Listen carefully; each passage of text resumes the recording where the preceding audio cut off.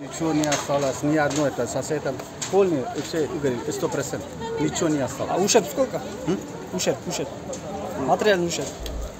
Много, на 25 тысяч долларов, на 30 тысяч долларов. Все горели, ничего не осталось. 25 тысяч примерно долларов, да? У вас товар был, да? $30, да.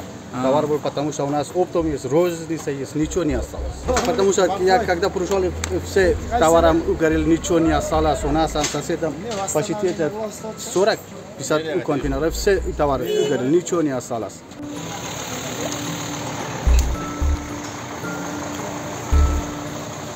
Мындай болуп атат. Бүт азыр кечетен бери бүт погорельцилар баарын чогутту. Бүт баарын могу оордун баарын восстановить этебиз. Мына жер муниципалитеттики, мэрияныкы. Буга Дордойдун тиешеси жок. Ошонун баарын сүйлөшүп атабыз. Азыр өрттүн чыгуу себебин аныкташ элек да. Почему өрттүн болгон могу жерден? Именно мэриянын жерде фастфудта 15-16 жашар балдар иштейт экен. Фастфудту эртең менен майды сайышып, май кайнаганда аз бир жерге барабыз деп чыгып, кайта келгенден кийин ошол жактан өрт чыгып, ошо майдан чыгыптыр. Өрт анын баарын алар жазып атыптыр, бизден болгон жок да. Бирок жанында турган соседтердин баары уже доказать этти, что именно өрт ошол жактан, точка ошол жактан кеткен. СБлерин баары ачып, өрт ошол жактан кеткен. Бул именно KFC деген кууруп аткан, тооктун этин кууруп аткан жер экен да. Картошка фри кууруп аткан. А ошол кийимге жасаткан жерге фастфуд ачыштын зарылчылыгы бар беле? Ой, муну мэриядан сурасаңыз болот. Бул Дордойго тиешеси жок. Действительно, могу жердин баары мэрияныкы. Могу жерде стоянка турган баары мэрияныкы. Бүт мэриянын өзүнүн мэр бар бизде, вице-мэрлер бар. Ошолорго суроо берсеңер болот. Уже 2-3 жыл буларга биздин директор айтып аткан договорду түзбөгүлө булар менен ушул жакты көрдүңөрбү, мына моет высоковольтный. Ошо высоковольтный Аскар Салымбековдун жердин астынан алып кеткен, элдерге зыян болбосун ден соолугуна деп. Эми эрде албетте турганга болбойт. Эми ошонун баарын мэрия чечет да, биз деген профсоюздун атынан администрацияны далай кат жазганбыз. Турганга болбойт.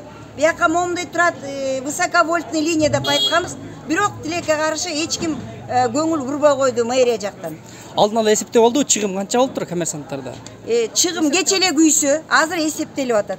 Аны азыр септеген болбойт да, кече көрдүңөр, баары шок болду. Эже Дордойдо ушул талаптар сакталбайт деп, буга чейин пожар чыкпадыр, көп сын айтылып келет да. Эми азыр мындай талаптарды оңдогонго аракет болобу? Баягы пожарный киргенге. Эмне талап койду? Пожарный киргенге, баягы жолдо суу. Пожарный киргенге, сопсонун киргенге проходдор бар. Өзүбүздүн сухотруптардын баарына суу бар кенен.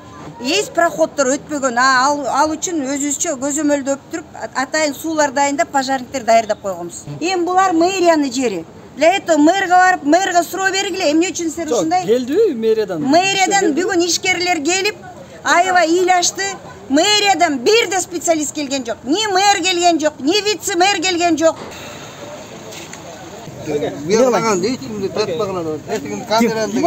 Ким айтты? Чоң ким? Администрацияга бар, ошол жактан. Жаңылы албадык өзүнүн жерби? Дөт алып атат. Талкасаңыз төлөйсүз да эмнеси бар? Эмнеге төлөйм? Сиз талкасаңыз төлөйсүз да. Киргениңди кылдай бар, давай. Бар эмне? Ал дегенден ал. Жок, биз сыртынан туруп тартабыз акча. Турам да, бул киргизбегиле, чыгармагыла да бар. Болуптур, кирбейбиз, бизди отпайсызбы эми? Биздин байка укук бар. Ал кагазын көтөрүп алып киргенде киребиз. Бар байка. Байка мына камерага түшпөйсүн, мындай эле айтып бере бергилечи. Могу жерге мына түшүнбөй атабыз да биз. Мына могул центральный проход да биягы. Модон биягы каяка карайт, кимге налог төлөп жүргөн? Эти Сарташ бүткөндөн ар жагы мэрияга карайт. Негизи ошондой. Мындан биягы Дордойго карайт. Атиги Дөталия эже бүт бияктан бери мэрияга карайт деп айта салды го, калпайтты анда. Ал эже кичине калпайт да. Аны мисалы салыкты баягы күзөтчүлөр үчүн, безопасность үчүн акчаны кимге төлөп жүрөсүңүз? Дордойго, Урматтуу көрүүчүлөр, бул жакта кээ бирки коммерсанттар эми ачык чыкканды азырынча туура көрүшпөй атат.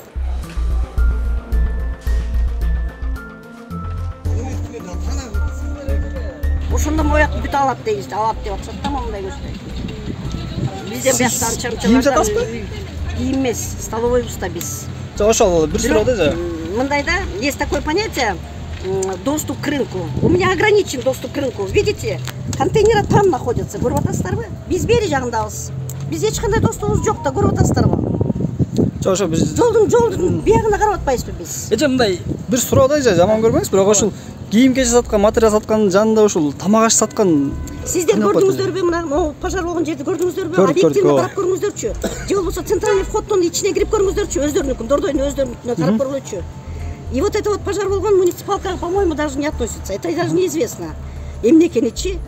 Просто она вот турат да ушул. Хозяин деле эч ким билбейт, но мне кажется, это өздөрүнө эле караган территория болуш керек да. Я не знаю, эми точно билбейм анысын. Бирок могул жакты, могу тургузуп аткан жактын баары тең Дордой өзүнө алынган. ушул өрттөн кийинки абал, бул жерде соодагерлер налогторду бүт Дордойго төккөнбүз дейт. Ал эми Дордойдун жетекчилери айтат, бул жер мэрия карайт дейт, а мэрия болсо Дордой дейт.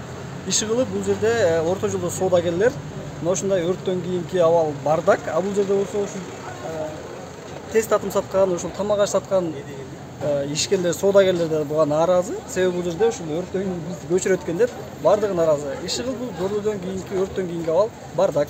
Кече ушул өрт чыккандан кийин ага чейин эмес, ага чейин ойлонгон да жок болуш керек булар.